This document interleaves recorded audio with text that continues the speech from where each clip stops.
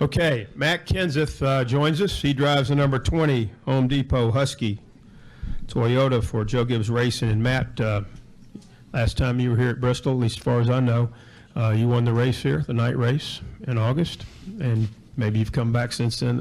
I'm not aware of, but talk about racing at this track, talking about trying to get that first win, and just your outlook for this weekend. Yeah, it's a challenging track. I always like coming here, no matter what the configuration is, I guess. But it's changed a lot over the years since they repaved it or put new concrete on it. So it's one that I look forward to. It definitely changes a lot during the weekend. I think the track's going to be drastically different here in a little while, and it'll probably be even qualifying this afternoon and how it'll be in the race again. So you always have to pay attention to that. Try to get your car to work good enough where you can pass, because once the race gets going and everybody piles on the top, it's definitely a challenging track to pass on. Questions for Matt Kenseth? If you have one, raise your hand. We'll start in the back. Al Pierce.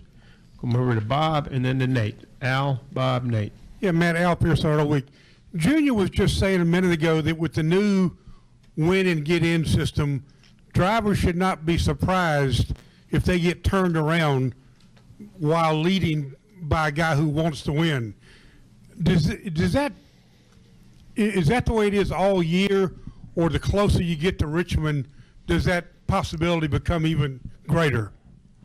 I don't know. I mean, everybody's going to look at that different and have different ideas or theories about that. I'm not sure how much it changes. Maybe it changes a lot. Maybe it doesn't. I've if somebody's on your bumper at most of these racetracks, especially these little tracks like Martinsville here, places like that where you can get moved out of the way and you're holding the guy up in second and you're leading, you're always expecting some type of a aggressive move. I'm not sure how much that'll change. These are all big races to win, and everybody's out there racing hard to win. But you never know. You never know what the new system and rules and format and all that stuff is going to bring. I think we just kind of wait and see.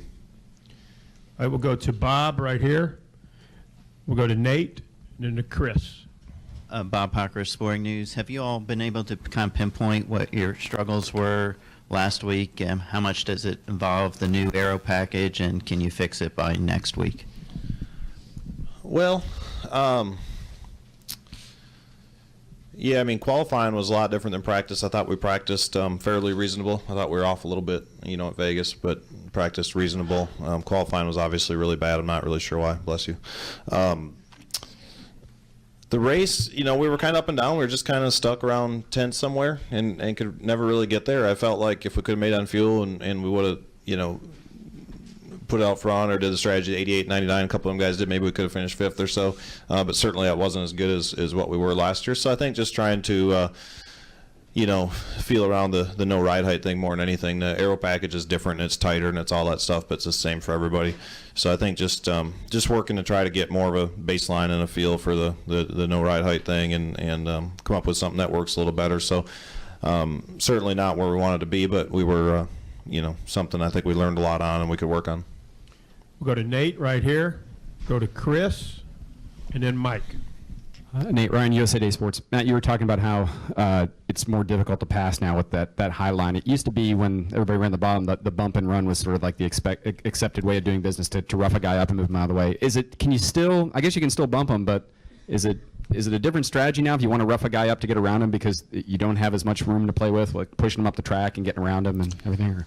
Well, I mean, I don't know if it's harder to pass than when everybody was on the bottom. It's way easier to get side by side and get there. It's just hard to finish the pass, kind of, like when it was on the bottom, if you could get under somebody or you got them off the bottom and moved them a little bit, once you were under them, it was over. There's no way they could challenge an outside. So there is kind of more grooves and you can kind of get side by side. It's just almost impossible to finish that pass because all the momentum, off the top. So I don't know. I think a lot of it has changed since, two versions of the car ago. When the bumper started lining up, it started being different, than what it used to be. Even the last race here before they reconfigured it, it was pretty tough to pass or move someone and do that. So I think the strategy changes a little bit. I think you just want to be in front of them and be faster, and try to get away. But it's probably a little bit harder to move somebody out of the way when they're on the top. I think you know, if you can get off a corner better than somebody and you get a run underneath them enough, you know, I think the pass you probably try to see for the win here is more of a try to get somewhat alongside them off a corner and get into the corner on the bottom and try to just carry so much speed you slide up in front of them,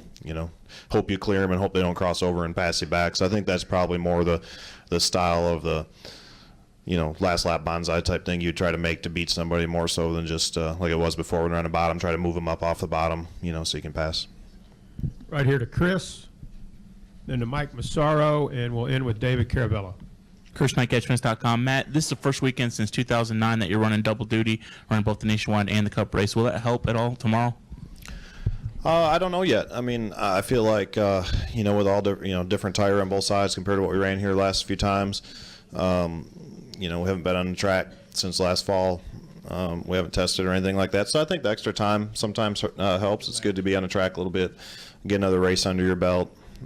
So I don't know. I don't know whether it will help or not. I certainly don't think it hurts. You know, it makes today, you know, a little bit busier, but after that, it's nice to get out there and get the extra track time, especially with the new tire.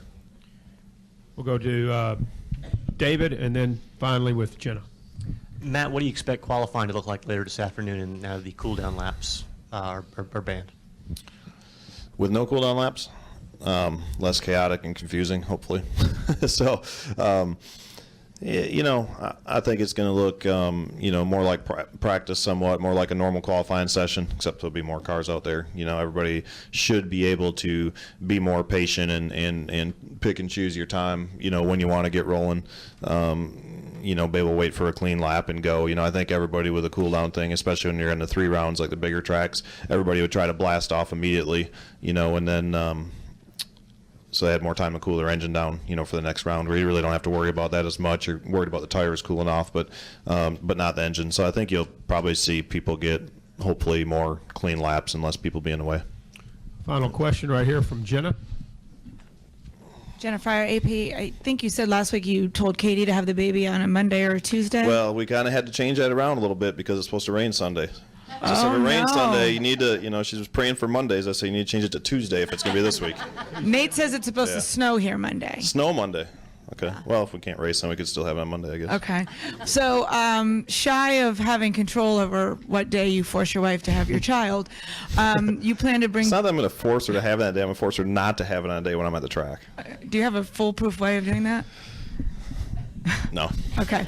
All right, go ahead. So, your plan, if she doesn't have the baby next week, is to have a standby driver at California. Is that correct? Yeah, Sam is going to stand by on a Nationwide car since we're doing double duty, and then although Jeff Burton is not crazy about going to the West Coast, he agreed to you know, stand by to practice or something if we needed that for a session.